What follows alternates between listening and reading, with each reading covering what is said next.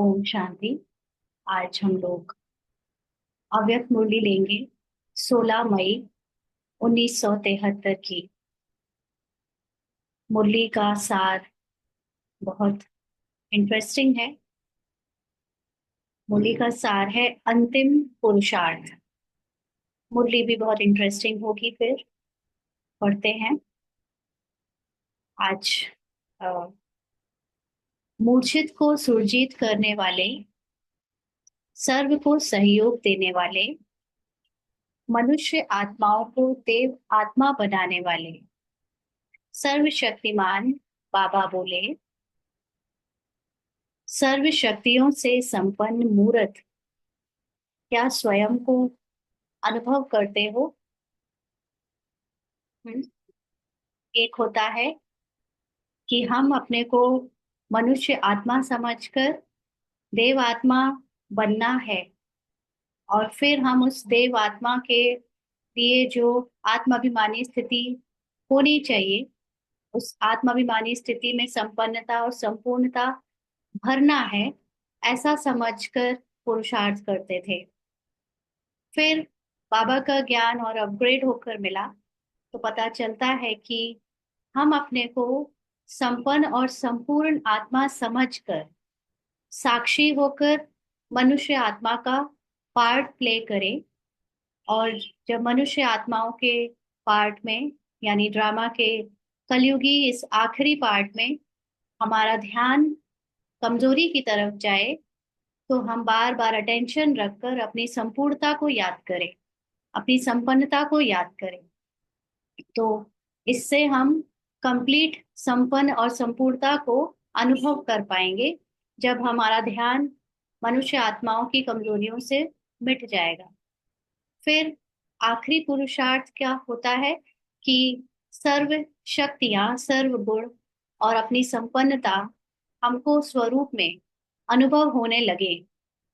तो ऐसी जो थर्ड स्टेज है, बाबा पूछ रहे हैं कि सर्व शक्तियों से संपन्न मूर्त क्या स्वयं को अनुभव करते हो? हम्म? हम अनुभव करते हैं, या अभी ज्ञान से हमने जाना है कि हमारी संपन्न संपूर्ण स्टेज है ना? ये दो स्टेजेस हैं। तो बाप दादा द्वारा इस श्रेष्ठ जन्म का वर्षा क्या प्राप्त हो गया है? बाबा का जो वर्षा था वो था ज्ञान, या है ज्ञान। लेकिन इस ज्ञान में भी लेयर्स हैं। जितना जितना हम आत्माभिमानी बनते जाएंगे, धारणा करते जाएंगे, उतना हमको ये ज्ञान कंप्लीट समझ आता जाएगा, और उसका हम स्वरूप बनते जाएंगे। तो जो बाबा का इस श्रेष्ठ जन्म का वर्षा है ज्ञान, वो क्या कंप्लीट हमें प्राप्त हो गया है? उसका स्वरूप हम बन गए हैं? पूछ रहे हैं बाबा। वर्षे के अधिकारी अर्थात सर्व शक्तियों के अधिकारी बनना।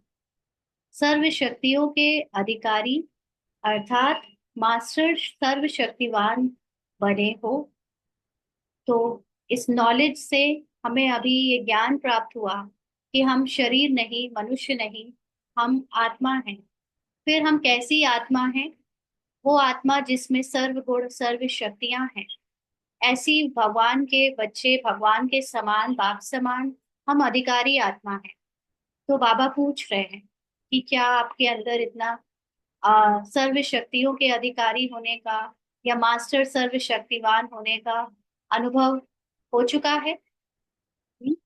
तो मास्टर सर्वशक्तिवान बनने से जो प्राप्ति स्वरूप अनुभव करते हो, क्या उसी अनुभव में निरंतर स्थित रहते हो, या इसमें अंतर रहता है?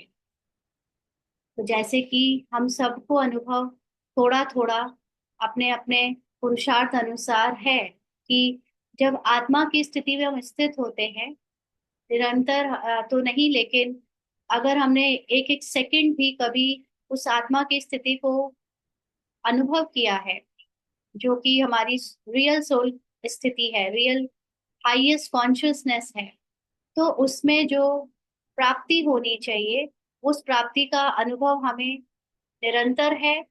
उस अवस्था में टिकने का अनुभव हमें निरंतर है या कभी कभी, मतलब अंतर रहता है, पूछ रहे हैं बाबा। वर्षे के अधिकारी बनने में सिर्फ जो दो बातें बुद्धि में रखने से अंतर समाप्त हो, निरंतर वह स्थिति बना सकते हो, वे दो शब्द कौन से हैं? तो अभी तो बाबा के हम बच्चों ने शायद यही आंसर दिया होगा कि बाबा अभी अंतर रहता है ना, अनुभव किया है, बट कभी कभी ना, बाबा कहता है कभी कभी नहीं, सदा में बदलो। तो बाबा ने हमें सॉल्यूशन दिया है कि वो जो अंतर वाली स्थिति है, यानी कभी कभी बनती है, मास्टर सर्वशक्तिवान की स्थिति का अनुभव, उसको निरंतर कैसे बना सके, उसके लिए सिर्फ दो बातें बुद्धि में रखें, तो ये अंतर निरंतर में बदल जाएगा, वो स्थिति निरंतर बन जाएगी। तो वो दो शब्द कौन से हैं, बाबा पूछ रहे हैं। अभी तो बाबा हमसे हमारी चेकिंग करवा रहे हैं। कोई बताएगा? हाँ, कोई बताएगा कौन से वो दो शब्द हैं? हाँ जी, अनम्यूट कर सकते हो या चैट पे लिखकर अगर बताए तो। कोई? दीदी, कनेक्शन और करेक्शन। हाँ, पढ़ लिया मुरली, पढ़ने वालों को नहीं। अपने अनुभव से। हाँ, पढ़ लिया तो फिर एक्टिव। पहले पढ़ी थी। हाँ, पहले पढ़ी थी। पढ़ा नहीं था, ऐसा हो ही नहीं सकता। पहले पढ़ी थी। क्या बोल रहे हो? चलो कोई, अभी नहीं पढ़ी, पहले पढ़ी। पहले पढ़ी थी, जी। याद है। Very good. ठीक है, तो चलिए बाबा का आंसर देखते हैं।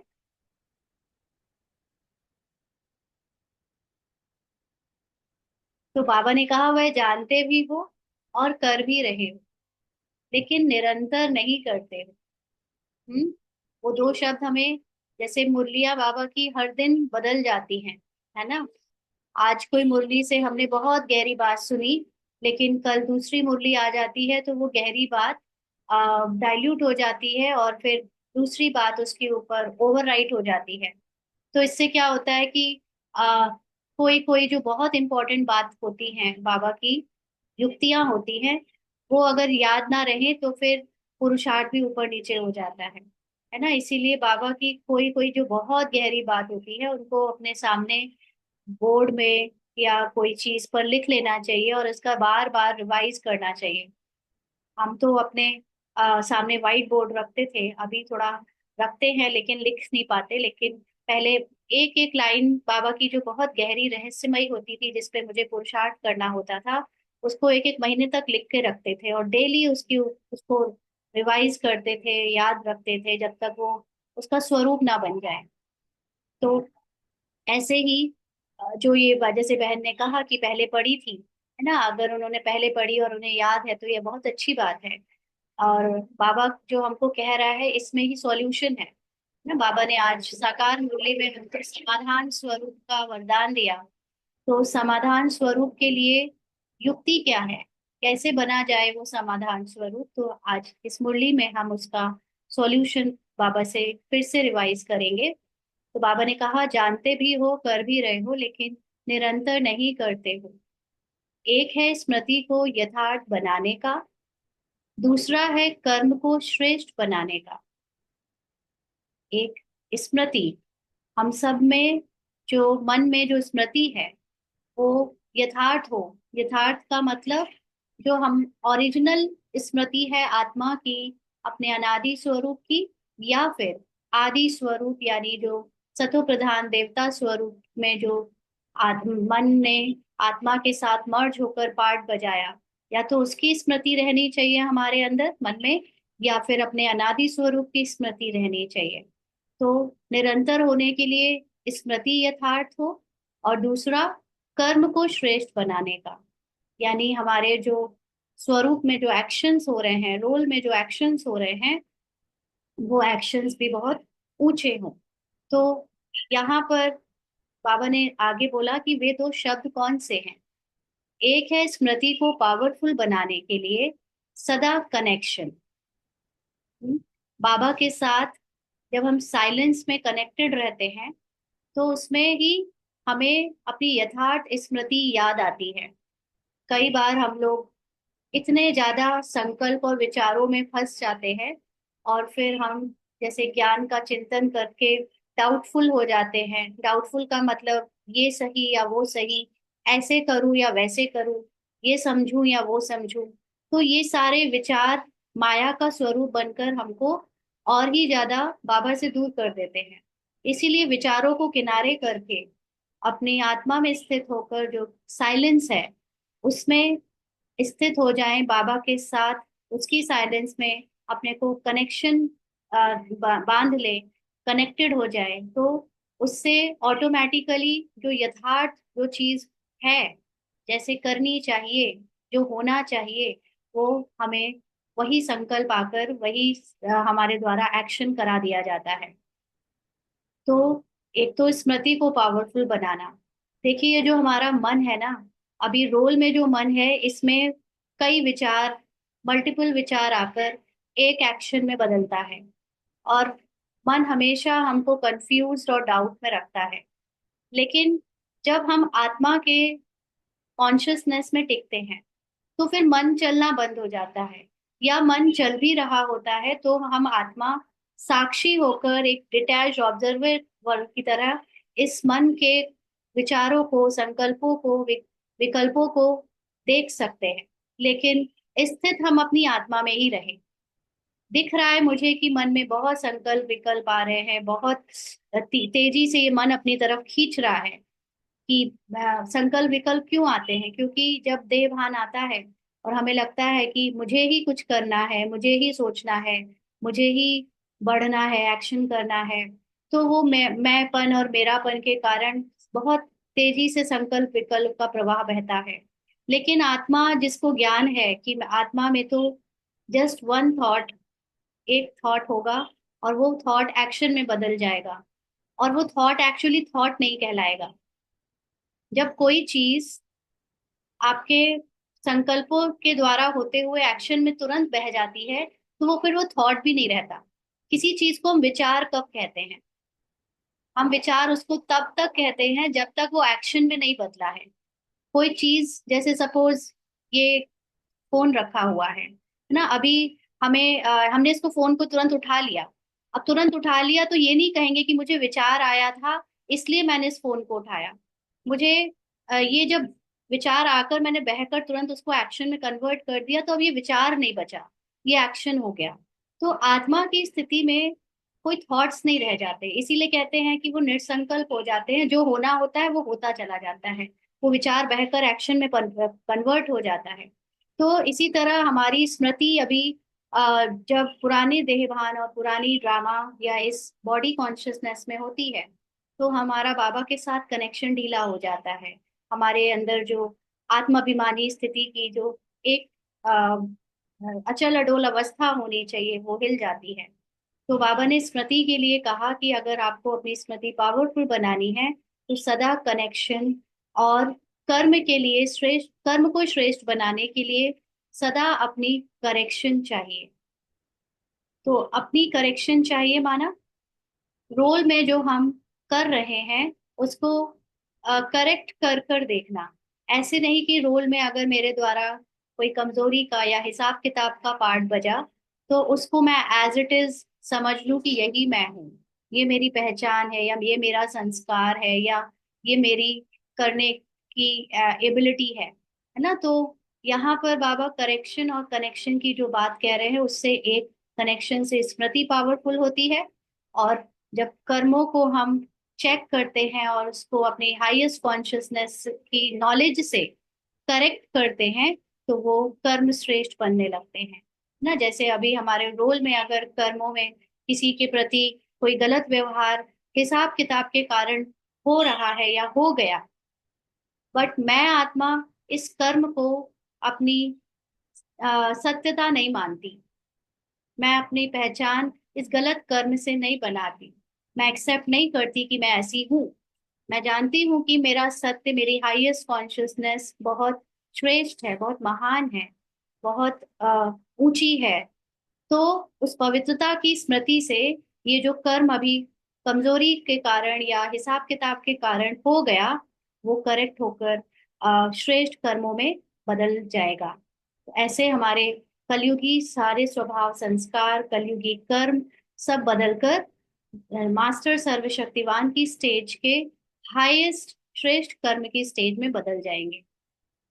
तो बाबा ने कहा करेक्शन हर कर्म में ना होने के कारण मास्टर सर्वशक्तिवान व ऑलमाइटी अथॉरिटी की स्टेज पर निरंतर स्थित नहीं हो पाते हो। अंडरलाइन, हम क्या हर सेकंड हर कर्म में अटेंशन देते हैं? हम्म, ये बहुत ध्यान देने की बात है। ये खुद भी जैसे ऑब्जर्व करती है, कई बार हम कर्मों को करते चले जाते हैं। कोई बहुत ज्यादा गिरे हुए कर्म जब नहीं कर रहे होते हैं, बहुत ज्यादा ही नेगेटिव कर्म नहीं हो रहे होते, तो हम उस कर्म में अ, उसको होने देते हैं और अटेंशन नहीं रखते कि वो साधारण कर्म के रूप में कर गए, है ना। तो साधारण कर्म भी करेक्ट करना है हमें। ये नहीं कि सिर्फ नेगेटिव कर्मों को ही करेक्ट करना है। हमारे द्वारा जो ये जो अभी इस कलयुगी स्मृति से भी जो कर्म किए जा रहे हैं, उसमें कोई बहुत ज्यादा नुकसान नहीं हो रहा है। जैसे कि अपने को किसी का कुछ रिश्तेदार समझकर या स्त्री पुरुष के भान में कुछ समझकर कुछ कर रहे हैं, तो हम समझते हैं कि ये तो नॉर्मल है, इसमें कोई नुकसान की बात नहीं, कोई गलत तो नहीं किया। उसको हमने स्मृति से करेक्ट नहीं किया। फॉर एग्जाम्पल, ये शरीर स्त्री का है, तो रोल में स्त्री का पार्ट मिला है और रोल में भावना स्त्री की दी है। तो इस भावना से मान लीजिए कि कोई बहुत भारी सामान उठाना हो, तो एक पल को ये स्त्री का संस्कार इमर्ज होकर कहेगा कि कोई भाई को ढूंढ लेते हैं। कोई भाई यानी घर में चाहे फादर चाहे ब्रदर चाहे हस्बैंड, किसी को ढूंढ लेते हैं, वो कर लेंगे। हाँ, तो जो ये भान आया कि मैं स्त्री हूँ, हमने इसको करेक्ट नहीं किया क्योंकि हमें लगा कि इसमें कोई नुकसान नहीं है सोचने का, है तो कोई कर लेगा आके और हो गया। तो ये भी हमने स्मृति को ठीक ने जब नहीं किया, तो ये स्मृति अभी तक चली आ रही है कि मैं स्त्री हूँ मैं स्त्री हूँ, जबकि बाबा ने ऐसे हर रोल के पहचानों को तोड़ने को खत्म करने को कहा है। तो जब अगर मेरे अंदर इतनी साधारण कर्मों की भी अटेंशन रहे कि मैंने अपने को स्त्री कैसे समझ लिया और उसको करेक्ट करके तुरंत करे कि मैं तो मास्टर सर्वशक्तिवान आत्मा हूँ, मैं सब कुछ कर सकती हूँ, तो मेरे अंदर वो स्मृति चेंज होगी। हम्म। तो ऐसे वैसे तो ड्रामा हमको मौके भी देता है कि हम करेक्ट कर सके।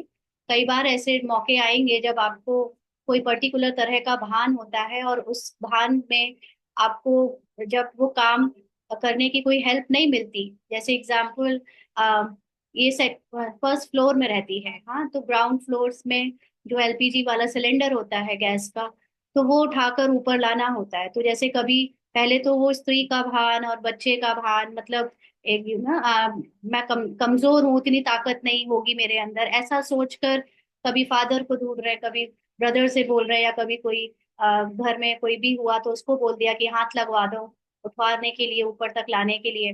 कमजोरी का संकल्प किया तो एज इट इज कर लेते थे ना। बट एक दो बार ऐसा मौका दिया ड्रामा ने कि कोई भी नहीं था, कोई नहीं था उठाने के लिए, तो बुलाकर उस वक्त ड्रामा ने मौका दिया कि बुलाओ अपने को कि तुम स्त्री हो, तुम्हारा शरीर कमजोर है। तुमने मतलब अपने आप ही वो मास्टर सर्वशक्तिवान आत्मा की स्वमान में जब स्थित किया, फिर बाबा को बुलाया या अपने ही हाईएस्ट कॉन्शियसनेस में इमर्ज हुए, तो वो काम फिर खुद किया और नीचे से ऊपर तक लेकर आए। और फिर वो चीज बहुत नेचुरल हो गई कि अब जरूरत नहीं पड़ती किसी को ये कहने की कि कोई भाई के रूप में या कोई पुरुष आए और तभी भारी चीजें उठ पाएंगी, है ना। तो इसलिए बाबा ये हमें इस बात को याद दिला रहा है कि क्या हर समय छोटी छोटी चीजों में भी हम करेक्शन करते हैं कि मैं ये शरीर का भान नहीं, मैं मास्टर सर्वशक्तिवान आत्मा ऑलमाइटी अथॉरिटी हूँ। तो बाबा जब साकार बाबा थे तो वो बच्चों से ऐसी पुरुषार्थ कराते थे, दादियों से ट्रक चलवाया, जूते सिलवाए, भारी भारी सामान उठवाया, हर वो भान का काम तोड़ने का पुरुषार्थ कराया जिससे उनके अंदर कोई स्त्री पुरुष का भान कमजोर या दूसरी चीज का भान टूट जाए। मैं बड़े घर से आया हूँ या मैं बड़े घर की बहू हूँ या बेटी हूँ, ये सारे भान टूट जाए, है ना। तो ऐसे ही हमारे घर में अगर बहुत पैसे वाला घर मिला है हर चीज में बहुत फाइनेंशियली स्ट्रांग हैं, तो कई बार हम नेचुरली हम महंगा खर्च कर ले, चीजें महंगी महंगी खरीदते रहते हैं और हमें कभी ये कैच नहीं होता, हम पकड़ते नहीं कि यहाँ पर हमने ये भान बनाया हुआ है इस चीज का, है ना। हाँ, हर चीज का ईगो है, हमें हमें पता नहीं होता एक्चुअली कई चीजों का कि हमारे अंदर इस चीज का भान है ना। हम ईगो वर्ड को सिर्फ घमंड के लिए यूज करते हैं, लेकिन एक्चुअली ईगो की डेफिनेशन और भी वाइड है।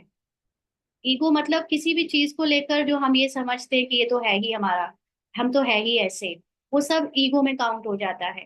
तो जैसे कोई बहुत पैसे वाला घर है तो उसके अंदर वो पैसे को लेकर एक पहचान है कि हाँ हमारे लिए तो ये नॉर्मल है ऐसे करना, है ना। तो वो सारी चीजें तोड़ने का ड्रामा हमको एक मौका देता है, ऐसी परिस्थितियां लाता है कि वो करेक्शन कर सके हम, कि तुम देह भान के से सोच रहे हो, उसको आत्माभिमानी स्थिति में कन्वर्ट करो, करेक्ट करो, और फिर उसको परफॉर्म करो ना। तो ये बाबा कह रहे हैं कि ये दोनों शब्द, कनेक्शन और करेक्शन, जब हम करेक्शन नहीं करते तो निरंतर आत्माभिमानी नहीं बन पाते, क्योंकि फिर हम बॉडी कॉन्शियसनेस से उस काम को कर देते हैं।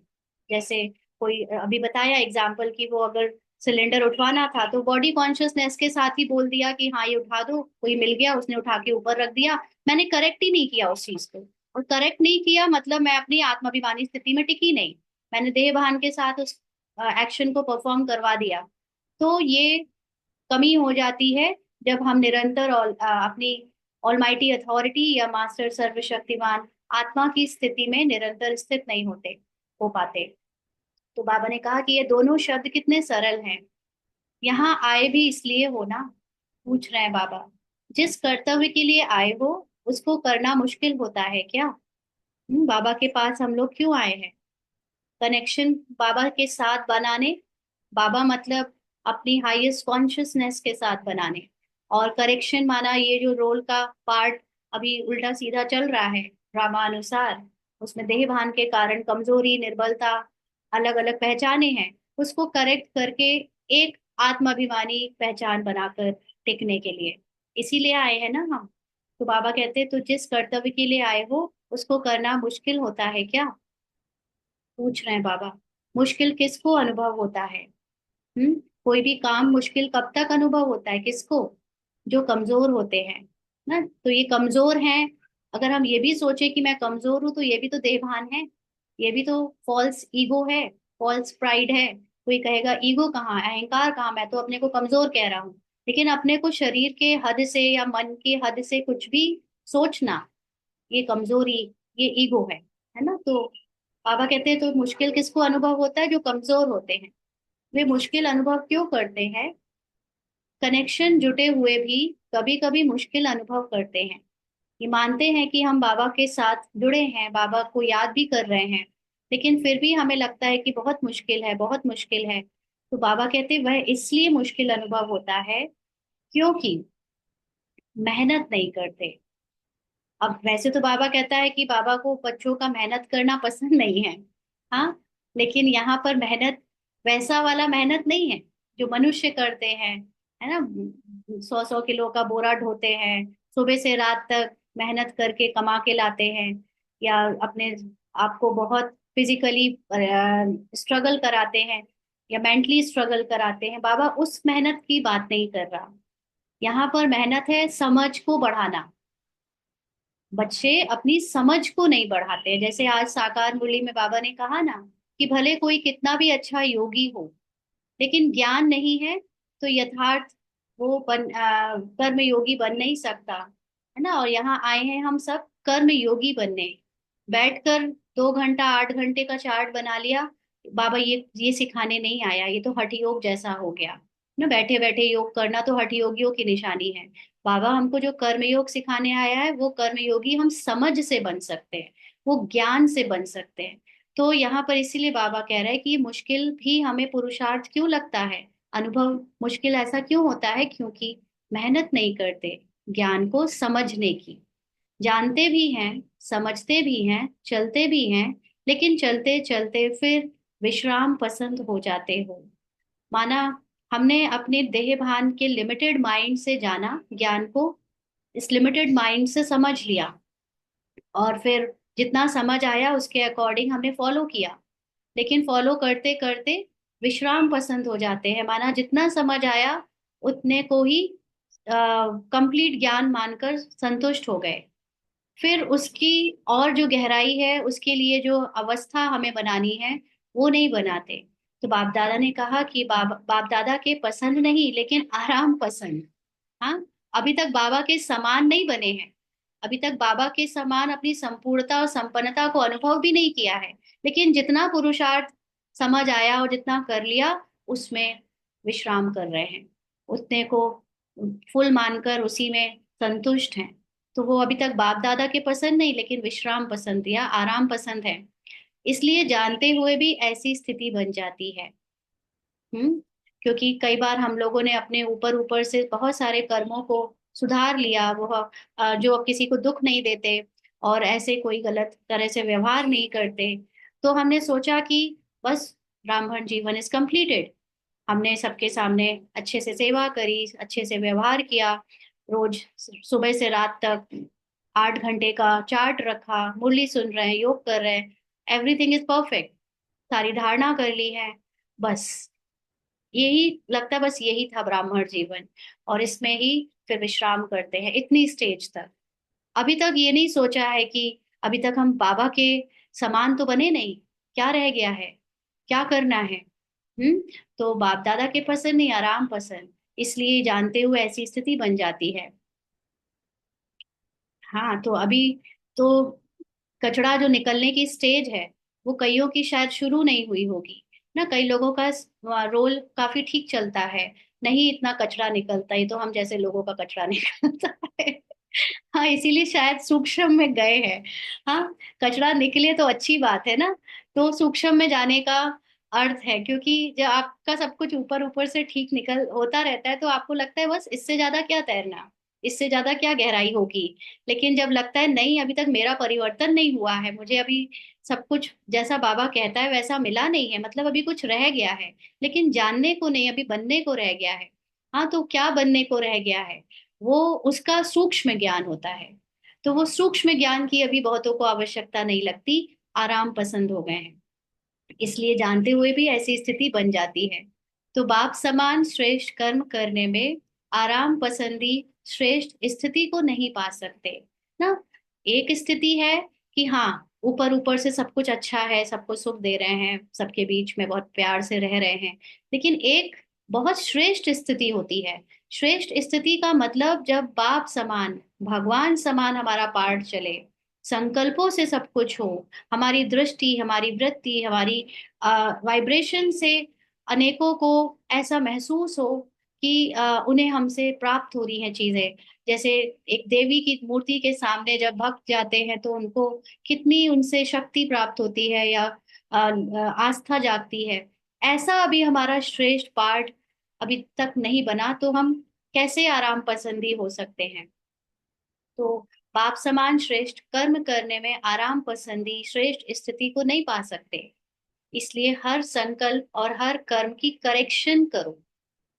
नेगेटिव रोल को करेक्ट करना, नेगेटिव संकल्पों को करेक्ट करना, ये तो आसान है, लेकिन जो साधारण रोल में कर्म और संकल्प और संस्कार का पार्ट चल रहा है उसको कैच करके करेक्ट करना, ये है अति सूक्ष्म पुरुषार्थ ना। और इसमें हमने अपने पार्ट में भी ऑब्जर्व किया, हम अभी आजकल में कर भी रहे थे कि बहुत सारी बातें जो एक साधारण रूप में चल रही हैं सुबह से रात तक, उसमें अटेंशन नहीं रखते, सोचते हैं इसमें क्या रखना, वो तो जब कोई बहुत बड़ी परीक्षा आती है तब अटेंशन रख लेते हैं, है ना। तो जो साधारण स्मृति है वो तो अभी इसी पुराने रोल की रहती है और उसमें कोई नुकसान नहीं लगता, तो रखे रहते हैं उसको।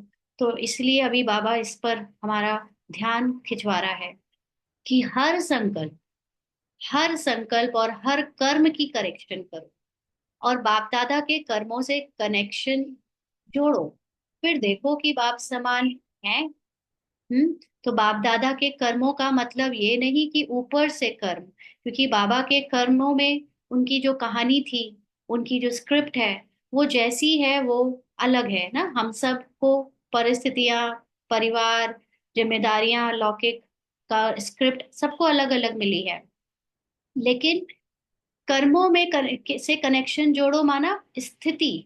बाबा किस स्थिति से कर्म करते थे? बाबा आ, जैसे अभी बताया कि हम लोग जब संकल्प विकल्प में डूब जाते हैं, तब तो बहुत सारे संकल्प आते हैं और उसमें से कोई एक एक्शन में बदलता है।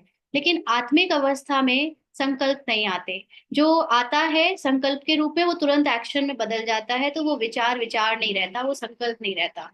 तो बाबा के द्वारा जब कुछ कहा जाता था, बोला जाता था, किया जाता था, तो सब लोग यही कहते थे कि एकदम परखने की शक्ति कितनी अच्छी है, या जो किया, जो सोचा वो हो गया, संकल्पों से सब चल हो गया। तो ये बाबा ने हमेशा अपनी आत्मिक अवस्था पर अटेंशन रखा। बाबा ने एज अ फिजिकल इतने सारे बच्चों की पालना करने वाला, या भगवान का मैं साकारी रथ हूँ, ये सोचकर भी नहीं किसी से कर्म कराए। बाबा अपनी आत्मा की स्थिति में स्थित रहकर बाबा के समान अपनी संपूर्णता को देखता हुआ रहता था, तो उसमें से उसके द्वारा जो कराया जाता था वो बहुत श्रेष्ठ हो जाता था। तो ऐसे ही हमें अपने कर्मों को, सॉरी, हमें भी कर्मों से बाबा के कनेक्शन जोड़ना है। बाप दादा के कर्मों से अपना कनेक्शन जोड़ो, फिर देखो कि बाप समान है।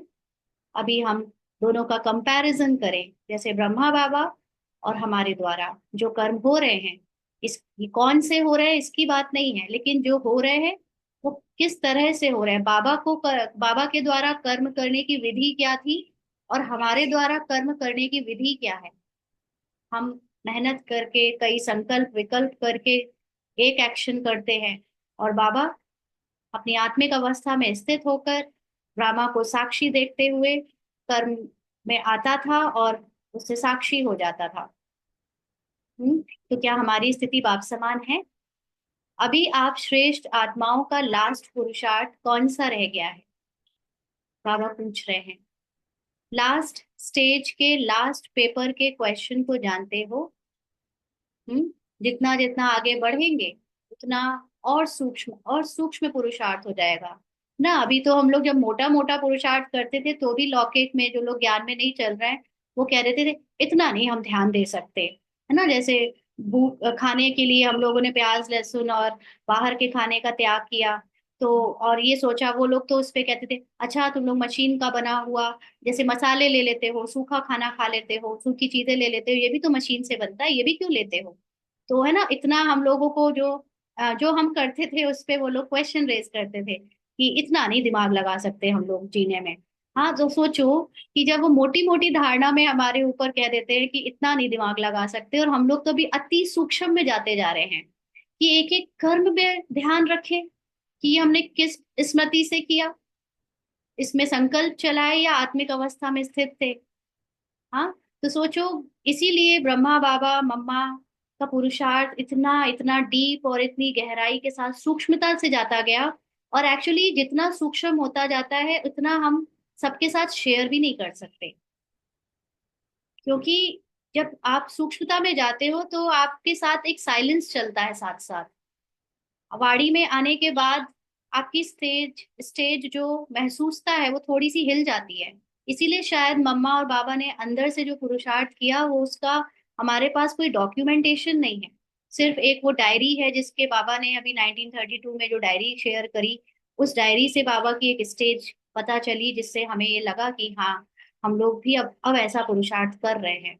अदरवाइज बाबा के अंदर से क्या पुरुषार्थ था वो अभी तक तो नहीं पता चल पाया। ऊपर से जो कर रहे थे वो तो सभी कर रहे हैं, लेकिन वो तो बहुत मोटा पुरुषार्थ था।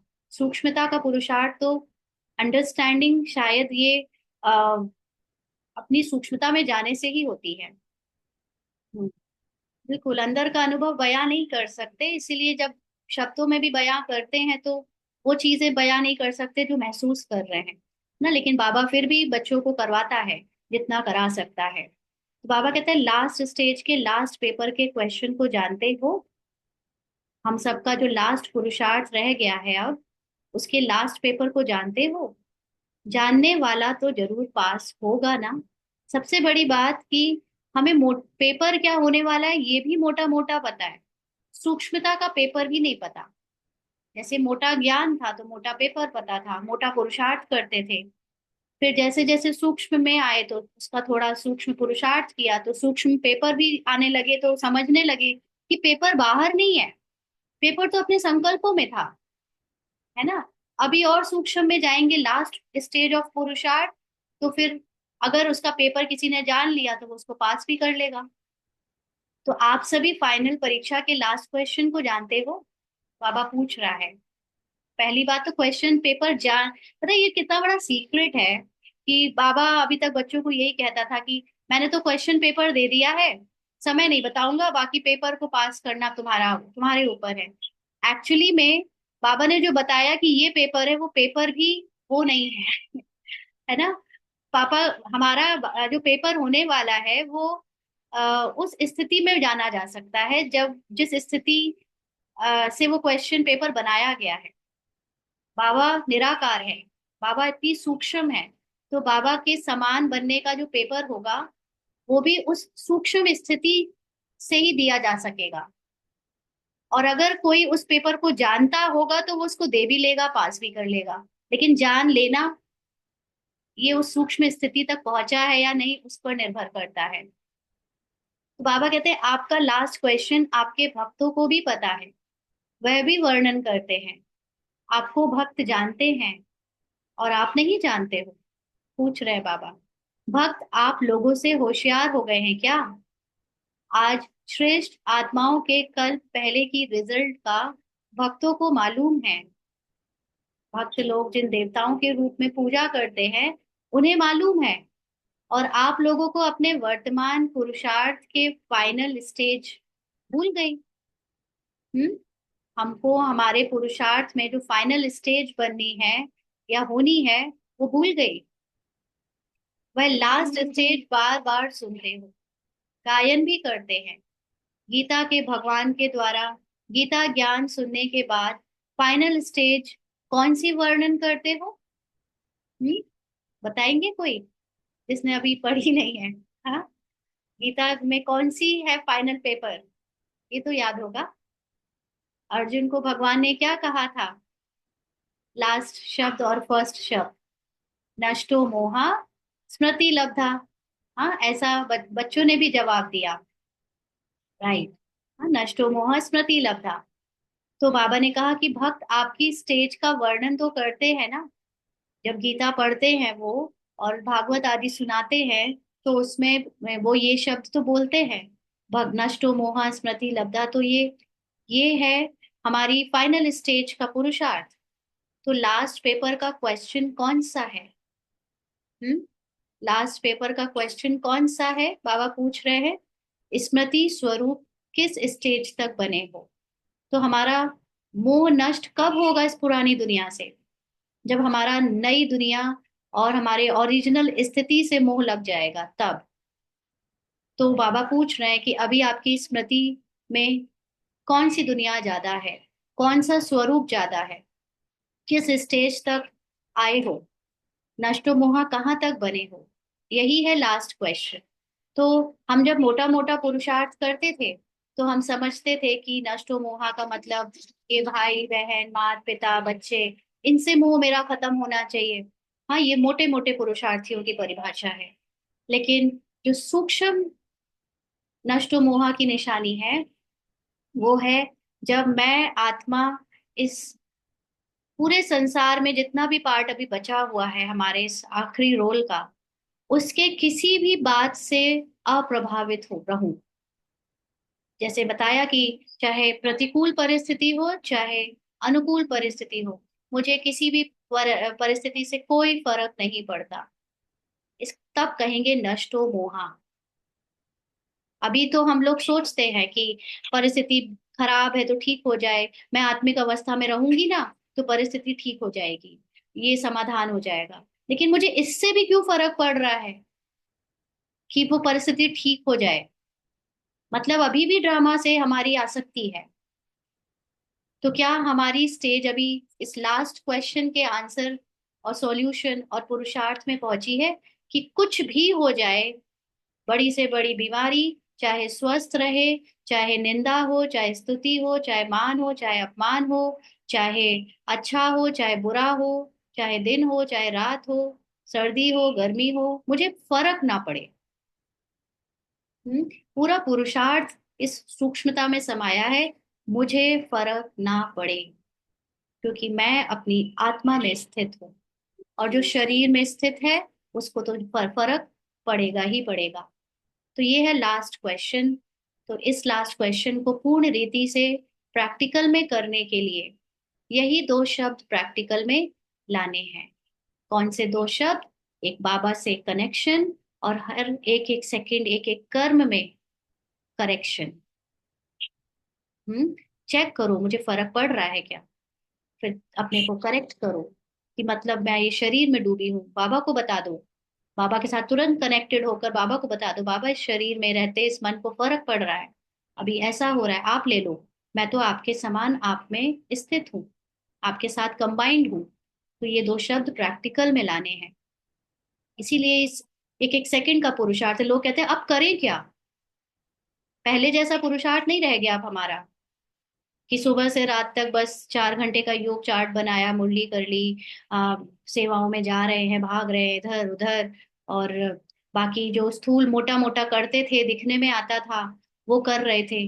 अब तो हमारा अति अति अति सूक्ष्म पुरुषार्थ हो गया जो दूसरों को भी नहीं दिखता। अब तो इसके घर वाले भी कहते तुमने ज्ञान छोड़ दिया क्या।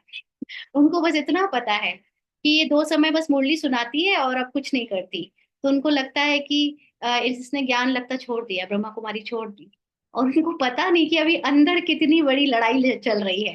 एक एक सेकंड स्मृति के बदलने के लिए अटेंशन चल रहा है। योग भी ऐसा हो गया है कि उनके साथ बैठी हुई होती हूँ, उनके साथ बातचीत हो रही होती है, उनके साथ घूम फिर रहे होते हैं, लेकिन उन्हें पता नहीं चलता कि अंदर से आत्मा में स्थित है, और ऊपर से रोल चलता रहता है। तो उनको लगता है कि इसका पुरुषार्थ खत्म। हाँ। तो जब आप सूक्ष्मता में जाते हो तो मोटा मोटा दिखने वाला पार्ट ओवर हो जाता है।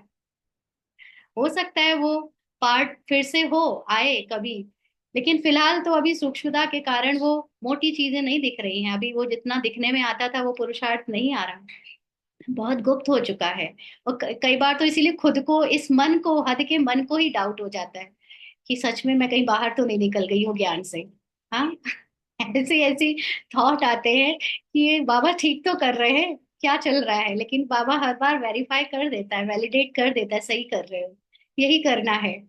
और अपनी स्थिति से पता चलता है कि जो अचल अडोल स्थिति या बार बार न्यारेपन की स्थिति हो रही है, और अपनी जब स्थिति में हम स्थित होते हैं तो कोई भी परिस्थिति बहुत देर तक वैसे नहीं रहती। जैसे बाबा कहते हैं ना, परिस्थितियों को भी अकल है कि आना है और जाना है, ना माया को भी अकल है, आती है और चली जाती है, लेकिन तुम बच्चे अपना संकल्प वहां पर अटका क्यों देते हो, तुम वहां फुल स्टॉप क्यों नहीं लगा पाते हो।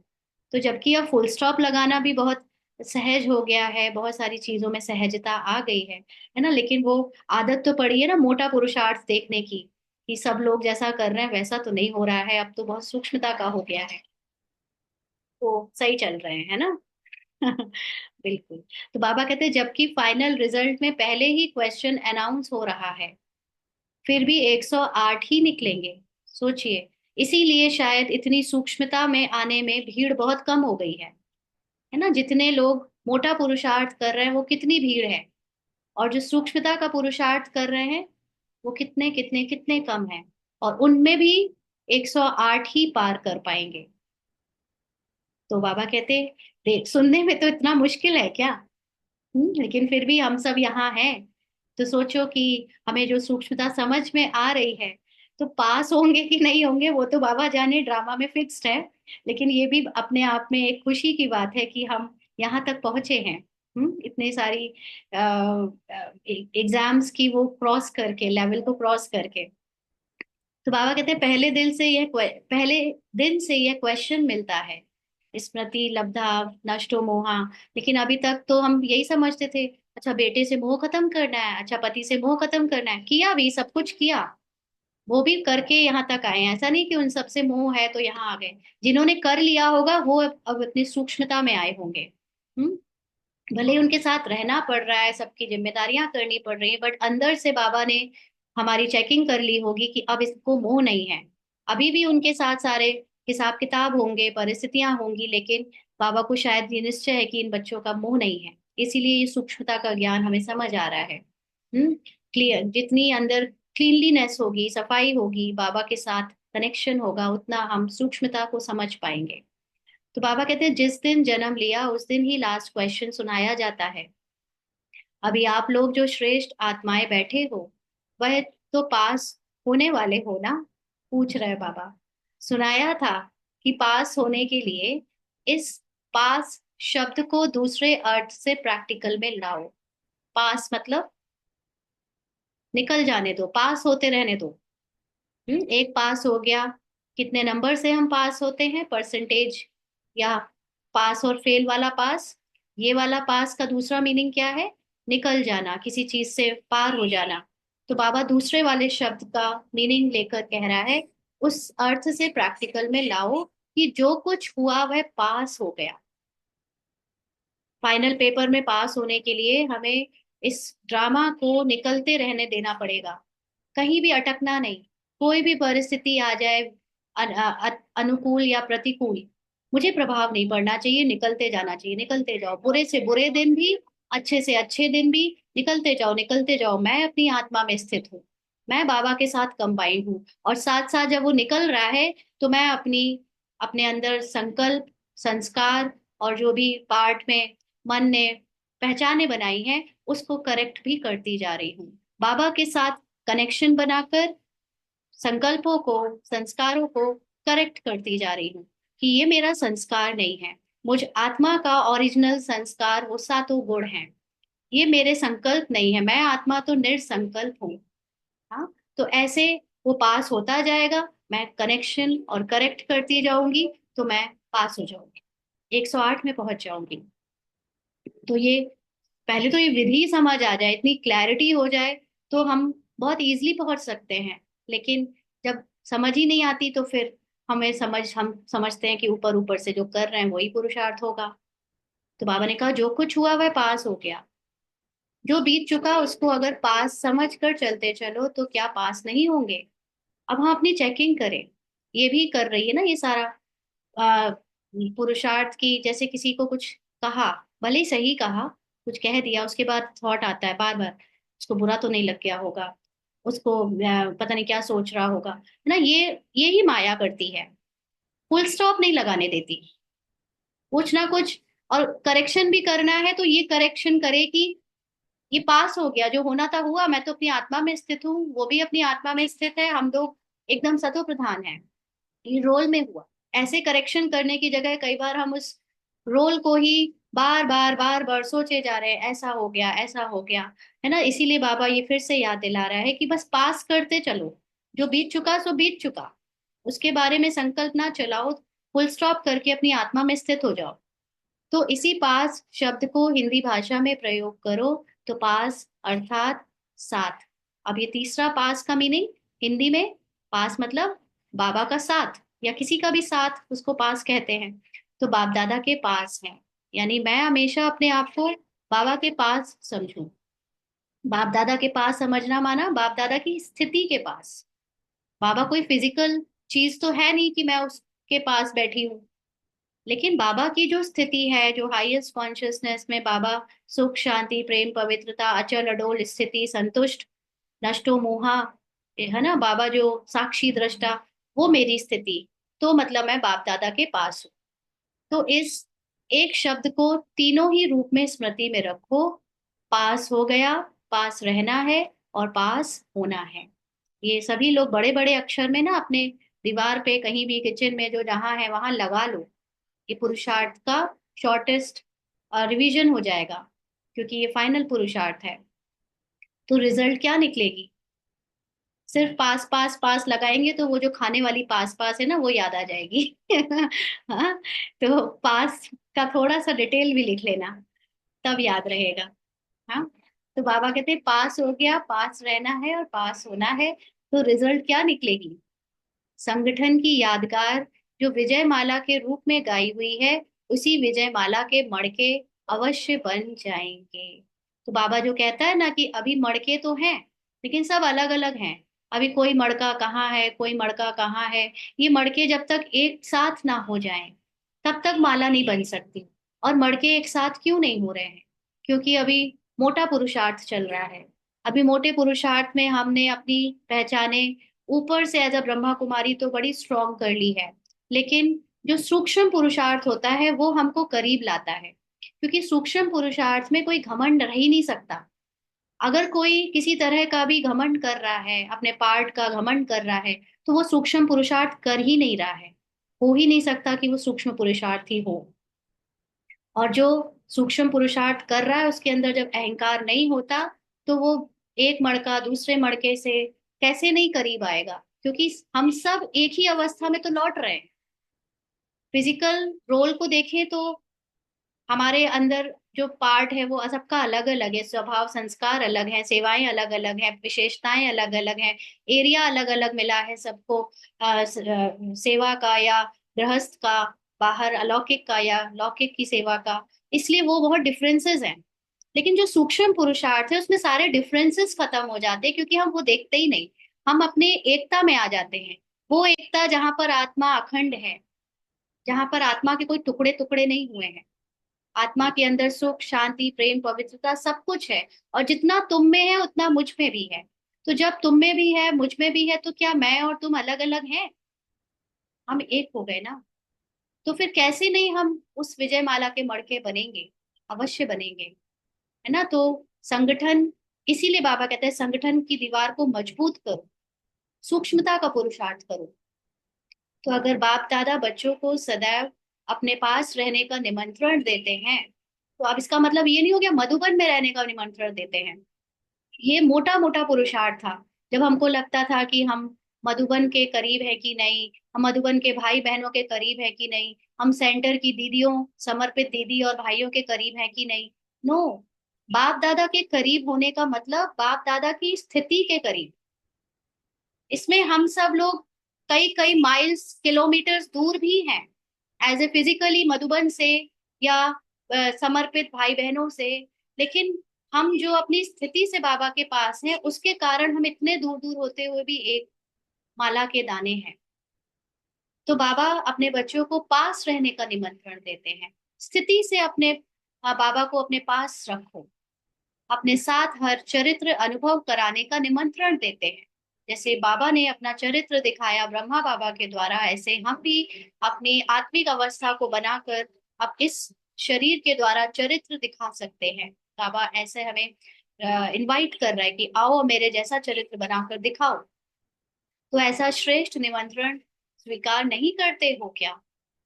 सारे कल्प के अंदर आत्माओं को श्रेष्ठ आत्मा द्वारा व साधारण आत्मा द्वारा भिन्न भिन्न प्रकार के निमंत्रण मिलते रहे, लेकिन यह निमंत्रण अभी तो कभी नहीं, क्योंकि ये भगवान का निमंत्रण है।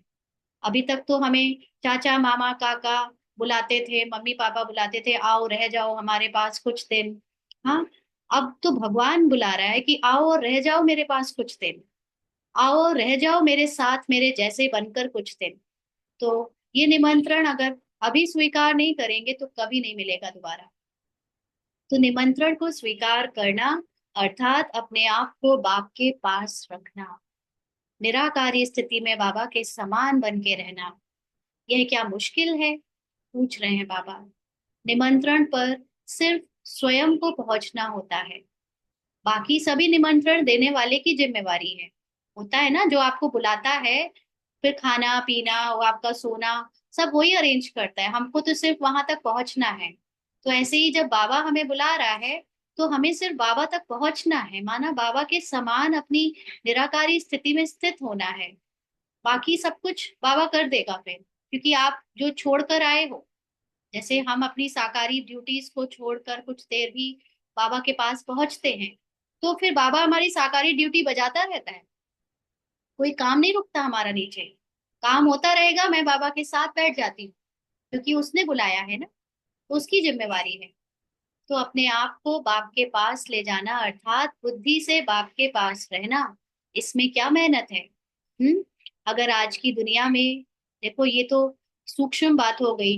मधुबन में भी ऐसे कई लोगों ने अपने एग्जाम्पल सुनाए कि मधुबन जाने का रिजर्वेशन था, लेकिन घर में कोई बड़ी बात आ गई, रुकने की नौबत आ गई कि ना जा पाएंगे।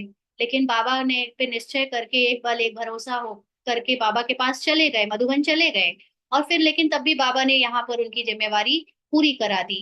कोई अपने बीमार पति को छोड़कर गया, कोई किसी को छोड़कर गया, लेकिन उनकी कमी नहीं होने दी बाबा ने, और वहां उनकी उस जिम्मेदारी को कोई और पूरा कर गया बाबा के द्वारा। हाँ, तो जब स्थूल रूप में भी लोगों के पास इसके एक्सपीरियंसेस हैं, तो क्या सूक्ष्मता में हमारे पास इसका एक्सपीरियंस नहीं होगा? जब सूक्ष्मता में हम बाबा के पास होंगे तो हमारे सारे काम यहाँ होते रहेंगे। तो अपने आप को बाप के पास ले जाना, अर्थात बुद्धि से बाप के पास रहना, बुद्धि से। कोई छोड़कर नहीं जा रहे हम शरीर।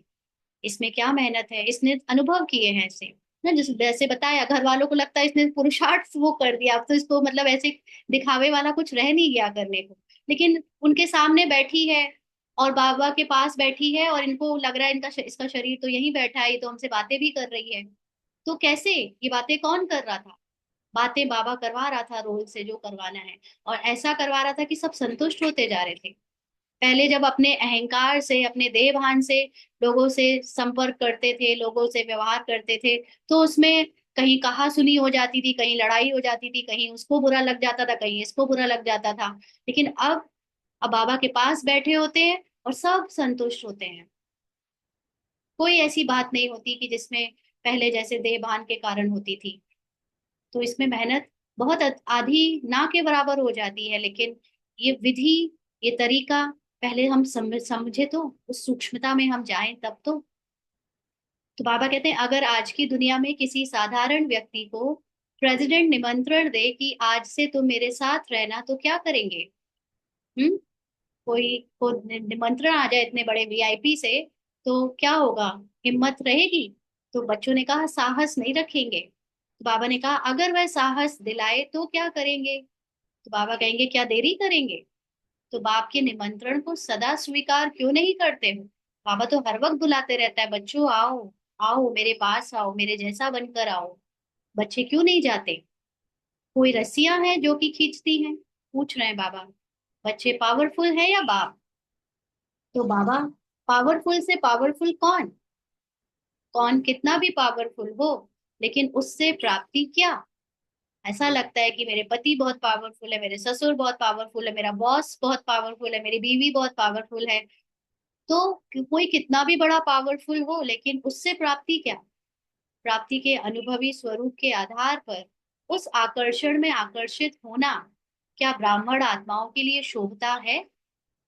किसी किसी ने एक भाई का कोई अनुभव इसको याद आ रहा है। वो बता रहे थे कि एक बार उनको मधुबन जाना था, और उनके ऑफिस में उनके बॉस ने उनको बहुत इंपॉर्टेंट टास्क दे दिया करने को, और उसी छुट्टियों में, मतलब उन्होंने जो छुट्टी मांगी उस टाइम पीरियड में, लेकिन उनको तो था कि नहीं, मुझे तो जाना है। और अपने स्वमान में वो टिके, और वो जो भी था बॉस को कह कर आके मधुबन पहुंच गए। लौट के गए तो हो सकता था कि बहुत उनकी नौकरी चली जाती, या बॉस उनको डिमोट कर देता, कुछ भी हो सकता था। लेकिन बाद में पता चला कि जो हुआ उसमें बहुत कल्याण था, और वहां पर उनके ऑफिस में उनके काम को जिसने किया वो बहुत अच्छे से किया, तो बॉस ने भी कहा कि अच्छा हुआ तुमने नहीं किया। हाँ, ऐसे करके ये सारी चीजें संभल गई। तो बाबा कहते कि जब प्राप्ति के अनुभव बाबा जब इतना पावरफुल बैठा है, तुम्हें आकर्षित कर रहा है, तो तुम ये नीचे वालों के आकर्षण में आकर्षित हो जाते हो। कभी पति रोक रहा है, कभी सास रोक रही है, कभी बॉस रोक रहा है, कभी कोई मंत्री रोक रहा है। इनके आकर्षित में आकर्षित होना, क्या ब्राह्मण आत्माओं के लिए शोभता है? कौन है ब्राह्मण? ज्ञानी, परम ज्ञानी। और वो ज्ञानी सूक्ष्मता को ना समझे और स्थूलता से डर जाए, उसको ब्राह्मण कहेंगे? बाबा कहते ब्राह्मण आत्माओं के लिए व श्रेष्ठ आत्माओं के लिए प्रभावशाली माया भी किस रूप में दिखाई देती है? ऐसी आएगी माया आपको इतना जोर से डराने, प्रभावित करने, कि लगेगा कि नहीं बिगड़ जाएगा अगर इनकी नहीं सुनी तो। लेकिन जिसने अपनी सूक्ष्मता को पहचान लिया, उसको संसार की किसी चीज से फिर कोई रोक नहीं सकता। डर भले ही लगे, पुराना संस्कार है डर, इस देहभान का संस्कार है, लेकिन वो ज्ञान से जानता है कि जिसका भगवान है उसका कोई नहीं बिगाड़ सकता। हम लोग कोरोना के समय पे मधुबन गए थे, सबने कैंसिल करा दिया था। हम दो लोग, दो बहनें अकेले गए थे, कोई सिस्टर नहीं, कोई नहीं। और ऐसे हो रहा था कि शायद गए तो लॉकडाउन फिर से हो सकता है और लौट के आने को ना मिले। तब भी गए, जब दादी गुलजार का 12वीं होनी 13वीं होनी थी, उस समय की बात है, जब दादी आई थी। बाबा बाबा के बाप दादा और दादी के तन में आई थी, वेदांती दीदी के। हाँ, वेदांती नाम है ना शायद, हाँ। तो फिर जब आप डिसाइड कर लेते हो कुछ करना है तो करना है, तो फिर बाकी परिस्थिति कागज का शेर अनुभव होती है। बाबा कहते हैं ऐसा अनुभव होता है, जो समझते हैं वह प्रभावशाली माया हमारे लिए कागज अर्थात खिलौना है, वह अपना हाथ उठावे। हम्म, हाथ उठावे। क्या माया के क्या माया को कागज का शेर नहीं बनाया है? जो चीजें आपको डराती है, रोकती हैं, वो सब कागज का शेर है, लेकिन क्या आपने अभी तक इसका अनुभव नहीं लिया है? क्या वह बेजान नहीं है? तो जो स्वयं डेकोरेशन को लगाते हैं वो तो नहीं डरेंगे, लेकिन दूसरे डर सकते हैं, है ना। आजकल इतनी ओरिजिनल दिखने वाले डॉग्स, शेर आते हैं, है ना, वो हम लोग सजाने के लिए रख देते हैं कहीं, तो हम तो नहीं डरते, लेकिन जिसने नहीं देखा पहले वो डर जाएगा। तो ऐसे ही बाबा कहते हैं अभी उसमें जान है क्या? जो भी परिस्थितियां आ रही हैं या जो भी बातें लोग डराने के लिए करते हैं, उनमें कोई जान है क्या? है, उनमें है कोई आत्मिक शक्ति? बाबा कहते कभी कभी जान वाली बन जाती हैं क्या?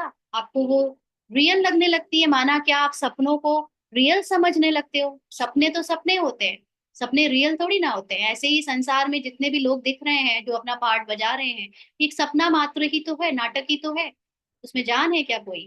बाबा कहते अभी उनको मूर्छित नहीं किया है, माना अपनी वो स्थिति नहीं बनाई है कि उनको कुछ ना समझो। मूर्छित हो गई है कि अभी वह जिंदा है? मूर्छित किया है, पूछ रहे हैं बाबा। आपके लिए तो मर चुकी है, किस स्टेज तक है? मर चुकी है, जल गई है, या मूर्छित है? मूर्छित का मतलब बेहोश है ना, कभी कभी जाग जाती है, बट हम अगर नहीं डरे तो फिर सो जाएगी। तो 3 स्टेजेस हैं। कोई के लिए मूर्छित रूप में है, माना वो फिर से इमर्ज होती है परिस्थितियां बार बार, लेकिन फिर हमारे उस पर ध्यान ना देने से फिर बेहोश हो जाती हैं। कोई के लिए मर चुकी है, माना अब उनके लिए वो परिस्थिति आती नहीं। और कोई के लिए जल भी गई है, माना अब उनको स्मृति में भी याद नहीं है कि ऐसी कोई परिस्थिति कभी आती थी हमारे लिए। तो कौन सी स्टेज में है हम अभी? हाँ, मूर्छित रूप में मर चुकी है या जल गई है, अर्थात नामो निशान नहीं रहा है। तो हर एक अपने को देखे कि किस स्टेज तक पहुंचे हैं। मूर्छित करने के बजाय स्वयं तो मूर्छित नहीं हो जाते हैं, उनको बेहोश करने की जगह खुद ही तो रुक नहीं जाते, पुरुषार्थ में बेहोश हो जाते हैं, डर जाते हैं। सदा संजीवनी बूटी साथ है तो कभी भी मूर्छित नहीं हो सकते।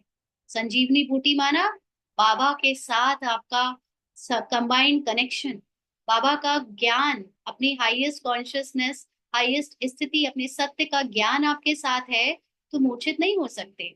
मूर्छित करने वाले कभी मूर्छित नहीं होते। ब्राह्मण जन्म का कर्तव्य ही ये है। जन्म लेने से प्रतिज्ञा पहले जन्म लेने से पहले प्रतिज्ञा क्या की थी हमने? पूछ रहे हैं बाबा।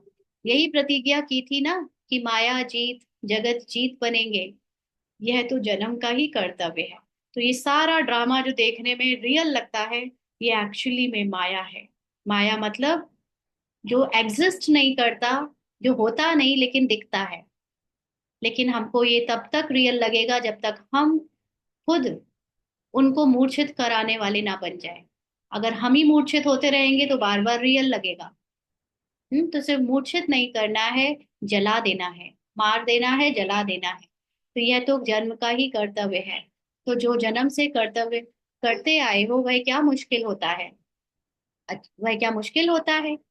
ब्राह्मण जन्म यानी स्टार्टिंग से ही बाबा ने हमको ऐसे करने को बोला है, तो क्या ये एक मुश्किल काम है? अच्छा, सदा सुरजीत रहने वाले, सदा सर्व शक्तियों से संपन्न रहने वाले, सदा बाप दादा के साथ रहने वाले, सदा बाप के कर्तव्य में हाथ बढ़ाने वाले, सदा सहयोगी, सदा विजयी श्रेष्ठ आत्माओं को बाप दादा का याद प्यार और नमस्ते। हम रूहानी बच्चों के रूहानी बाप दादा को याद प्यार और नमस्ते, और बहुत बहुत शुक्रिया बाबा, थैंक यू। इतना प्यारा और इंटरेस्टिंग ज्ञान देने के लिए, है ना। बाबा इतनी गूढ़ बातें इतनी सरलता से समझा देता है। फिर बाबा की पार्टी के साथ मुलाकात थी, इसको जल्दी से पढ़ेंगे। बाप दादा के लिए गुलदस्ता पार्टी है, उसमें देखना है कि मैं कौन सा फूल हूँ। गुलाब हूँ या चमेली हूँ, हर एक की विशेषता को तो आप जानते हो ना। कमल और गुलाब में क्या अंतर है? कमल का पुष्प कमाल करने में प्रवीण है, हम्म, अनुभव करने में गुलाब का फूल है। यहाँ बाप दादा स्वयं ही फूलों में सर्व विशेषताएं भर रहे हैं। देखो ये हमारे अंदर पुरुषार्थ कराने की जिम्मेदारी किसकी है? बाबा की है। तो बाबा करा रहा है, इसलिए निश्चिंत होकर बाबा के साथ साथ चले। बाबा जैसा कहता जाए बस करते चलो। तो स्वयं ही फूलों में सर्व विशेषताएं भर रहे हैं। साइंस वाले भी एक में कई चीजें पैदा करते हैं ना। तो यह कहाँ से सीखा? यहाँ एक एक में अनेक प्रकार के फूलों का रस भरना। जो गायन है, तुम्हारी गत मत तुम ही जानो, क्या से क्या बना देना, यही गत है ना। तो एक एक में सब रस भर देना, यानी हम बच्चों में पूरी आत्माभिमानी स्थिति से जो आत्मा की संपूर्णता है, उसको बाबा आ, पुरुषार्थ कराकर भर रहा है।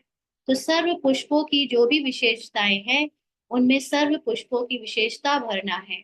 तभी तो कहा जाता है सर्व गुण संपन्न। जितने भी फूल होते हैं कैटेगरीज में, वो सारे फूलों की जो जो विशेषता है वो एक में आ जाए। तो ऐसे ही हम एक के अंदर सब कुछ आ जाए, तब कहेंगे सर्व गुण संपन्न, सर्व रसना संपन्न। ना कि 14 कला, सर्व पुष्पों की रचना समान संपन्न बनना, यही बाप को प्यारा लगता है। बागवान भी बगीचे को देख हर्षित होते हैं। जहां देखो, जो सुनो और जो भी बोलो, उसमें विशेषता। अपने में हर बात की विशेषता भरो। जब हर बात में विशेषता भरेंगे तो क्या बन जाएंगे? विशेष आत्मा। विशेष आत्मा कभी कीचड़ में नहीं फंसती। माना देवहान ड्रामा में अपना ध्यान नहीं फंसा देती, सदैव हर्षित रहती है। निश्चय बुद्धि के एक एक बात पे निश्चय होना चाहिए। चतुर बाप की संतान है। जो बहुरूपी बनना चाहता है वह हर बात में सफलता मूर्त होगा। तो बाबा के जो बच्चे बहुरूपी, मतलब उनके अंदर हर तरह के से स्मृति को बदलने की शक्ति है। जब जो रूप में चाहे वो अपने को बदल लेता है। ऐसी चतुर बाप की संतान, चतुर बच्चे, हाँ, बहुरूपी बनना जो जानते हैं वो हमेशा सफलता मूर्त। अच्छा, ओम शांति।